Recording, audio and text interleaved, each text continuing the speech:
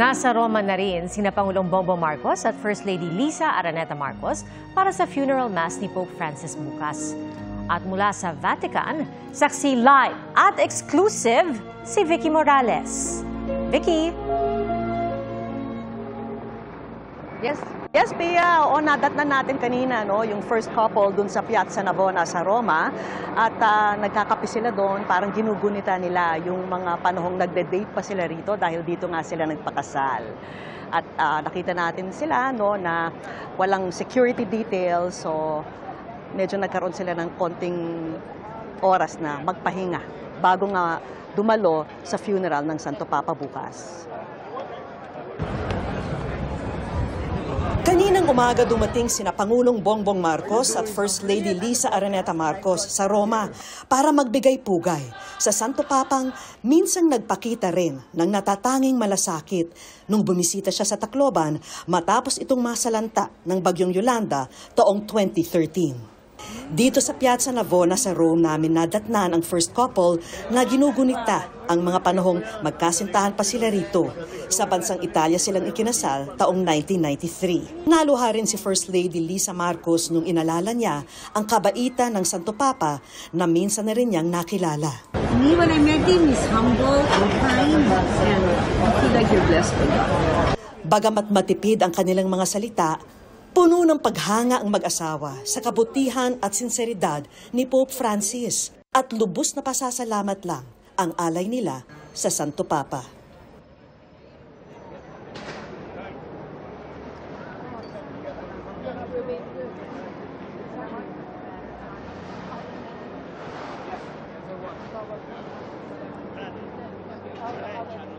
Vicky, kamustahin namin yung lagay ng mga tao dyan sa pila dahil alam natin na hanggang ngayon ay marami pa rin ang gustong masilayan ang mga labi ni Pope Francis. Meron bang cut-off para dun sa public viewing? Yes, Pia, alam mo, kataon naman kung kailan itong last day ng public viewing ni Pope Francis, talagang regular holiday dito sa Italia. Kaya lahat ng tao rito, walang pasok. So ang daming bumiyahe dito. Kaya nagtaka ako bakit ang dami ko nakitang Pilipino sa linya. Sabi nila, bumiyahe pa sila mula Florence, mula sa iba't ibang panig ng Italia para lang pumunta rito at makita nga ang Santo Papa. Kanina, Pia, talagang ito na yung pinakatugatog ng pila dahil nga holiday, Friday pa, at last day pa talaga. So umabot yung pila hanggang doon sa kaduluhan ng train station at sa ikalawang palapag pa. So talagang wagas na wagas yung pila, Pia. Pero ngayon, inubos na nila yung mga tao sa pila at dapat nga 7 p.m. ang cut-off ngayon.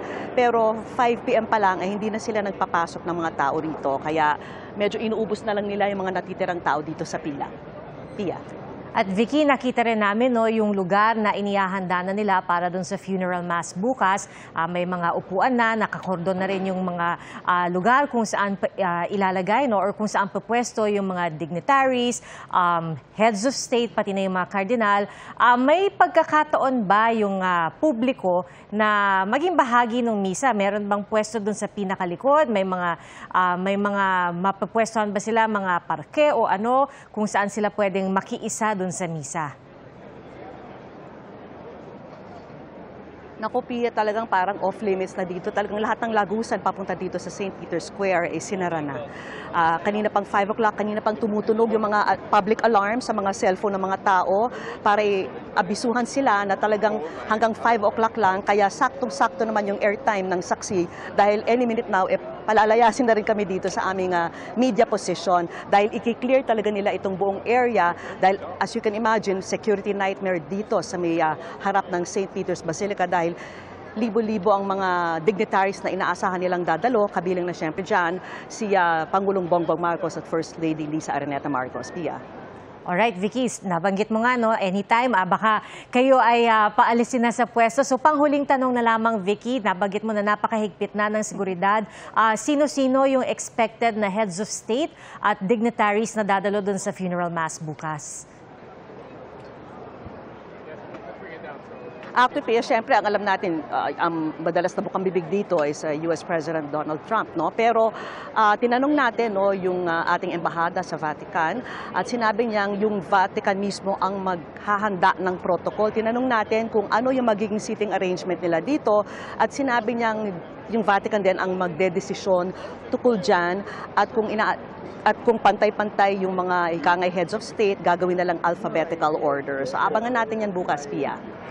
Thank you, Vicky. At maraming salamat sa iyo. Si Vicky Morales po nag-uulat live mula sa Vatican. Sa ibang balita, wala umanong koordinasyon sa PNP ang pag-aresto sa isang Chinese national na undesirable alien umano. Inakala ng mga tao sa lugar, dinukot ang Chinese national. Saksi, si Marisol Abduraman. Naka-full battle gear ang mga lalaking ito nang dumating sa isang establishmento sa San Antonio, Pasig. Maya-maya, nagpaputok sila ng baril at may isinakay sa puting van. Nagulo po yung lugar po na yon na talagang ang pagkakaalam po ng marami ay talagang may kinidnap po. Ang nangyari pala, batay sa investigasyon ng pulisya, operasyon pala ito ng Bureau of Immigration at Intelligence Service of the Armed Forces of the Philippines o ISAF para arestuin ang isang hinihinalang Chinese national. May mission order na issued by the BI. Yung mga violations ng yung alleged Chinese national doon ay mga falsifications, fraudulent representations, at saka dual citizenship. Pero wala raw koordinasyon ang operasyon. Ang masaklap po kasi nito is wala pong proper coordination na nangyari. And based on the records from the RTOC, ang nag-coordinate lang po is yung BID. Wala pong sinasabi doon na may kasama silang armed component coming from ISAF. Palaisipan sa mga pulis kung bakit nagpaputok ang mga taga-ISAF na nag-operate sa Pasig kagabi. What prompted them to fire those shots na sa tingin natin medyo marami. Naka-recover po yung soko po natin ng mahigit 28 cartridge po ng 5.56 mm rifle po. Kahit noong natapos ang operasyon, hindi man lang din daw nagsabi sa mga pulis. Wala man lang nihoy-nihoy na sinabi nila na ito legitimate operation ng ganito para hindi po kami nababahala. It's a good thing na hindi na-encounter ng SAF kasi immediately after the incident, nag-put up po tayo ng dragnet operation sa lahat ng mga choke points. At karon po ng misencounter, yun po yung iniwasan natin. Paliwanag ng Bureau of Immigration, may operasyon niya sila kasama ng AFP at NBI kung saan inaresto ang Chinese na si Lu Tiangco na nagpapanggap daw na Pilipino at gumagamit ng Philippine passport at driver's license. Nakatanggap din ang Bureau ng ulat mula sa intelligence authorities na nagmamay-ari si Lu ng financial holding company na may 47 subsidiary at halos 100 real estate properties malapit sa anila ay mga critical national infrastructure, kaya banta sa national security. Nakatakdaan nilang kasuhan si Lu ng undesirability.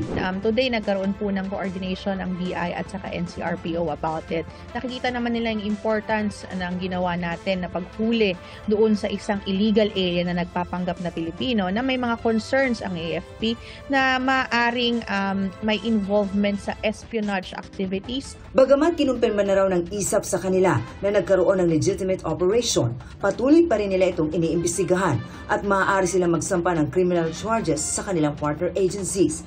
Sinusubukan pa ng GMA Integrated News na makuha ang pahayag ng ISAF tungkol dito. Para sa GMA Integrated News, Marisol Abduraman, ang inyong saksi. Tinagal sa pwesto si Police Major Sherwin Viernes bilang hepe ng Rizal Municipal Police Station sa Cagayan. Dahil po yan sa command responsibility kaugnay ng pagpaslang kay re-electionist Mayor Joel Ruma. Ayon sa PNP Region 2, hindi pa opisyal na masasabing election-related ang pagpaslang kay Ruma. Sa ngayon, patuloy ang pangangalap ng ebidensya ng binuong Special Investigation Task Group. Nag-alok ng 1 milyong pisong pabuya ang gobernador ng Cagayan sa sinumang makapagtuturo sa pumaslang kay Mayor Ruma. Arestado isang ginang sa Baguio City na inirereklamo ng extortion. Ang entrapment operation sa pagsaksi ni Oscar Oida.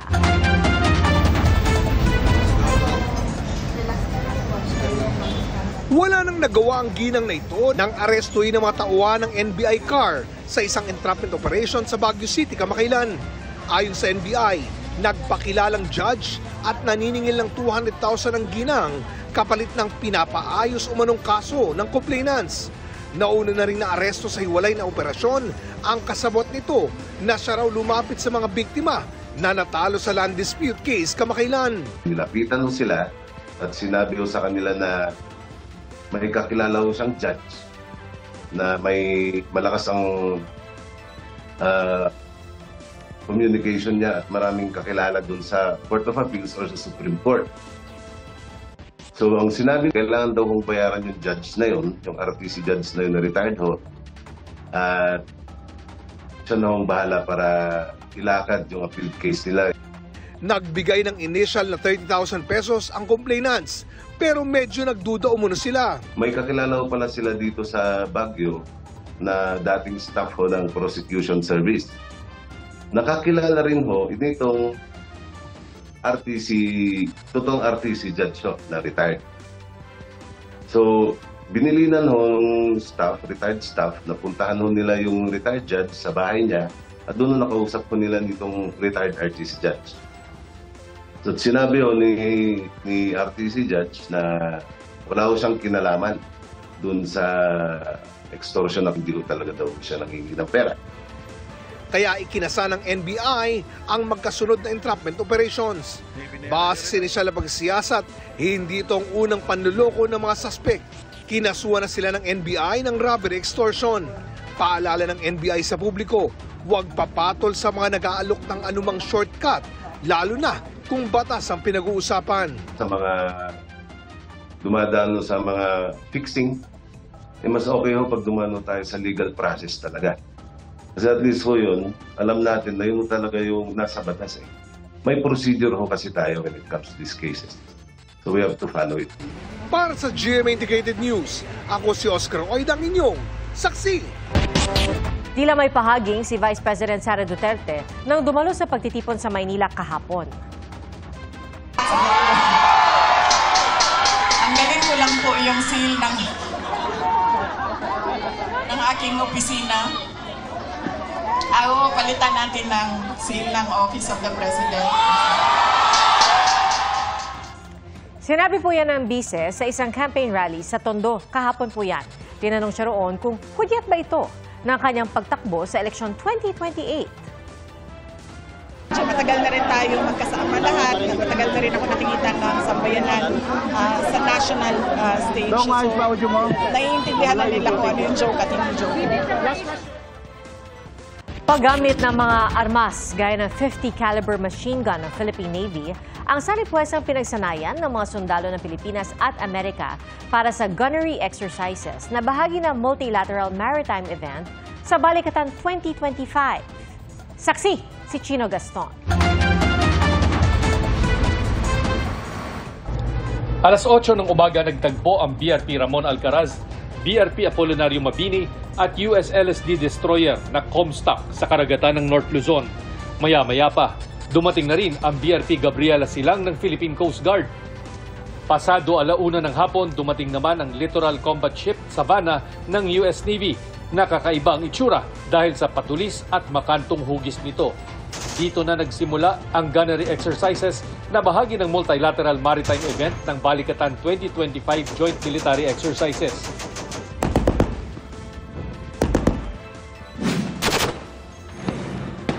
Isang pulang-boya ang ginamit na target dito sa gunnery exercises na ginawa sa karagatan ng North Luzon. Ito'y para masukat ang husay at galing ng mga crew ng mga kalahok na barko sa paggamit ng kanilang mga armas gaya ng .50 caliber machine gun na ito ng Philippine Navy.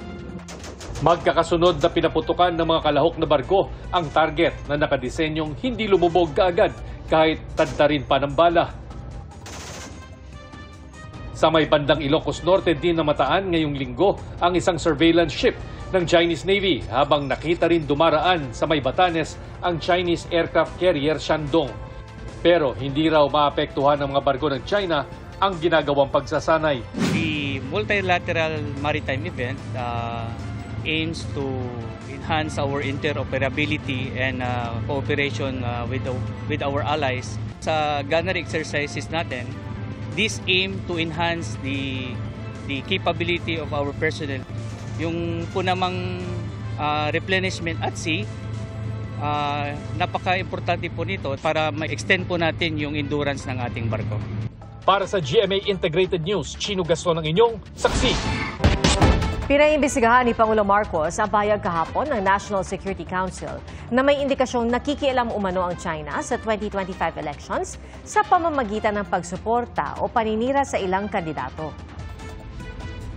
Ito po ay talaga nakakaalarma at paiigtingin pa po natin ang sa utos na rin po ng ating administrasyon na imbestigahan ng malalim para malaman po natin kung ano man ang katotohanan patungkol po dito. Pero sabi ngayon ng Foreign Ministry ng China, sumusunod ng China sa prinsipyo ng hindi pakikialam sa anilay domestic affairs ng ibang bansa. Wala rin nila silang interes sa pakikialam sa eleksyon sa Pilipinas. Mga kapuso, maging una sa saksi. Mag-subscribe sa GMA Integrated News sa YouTube para sa iba't ibang balita.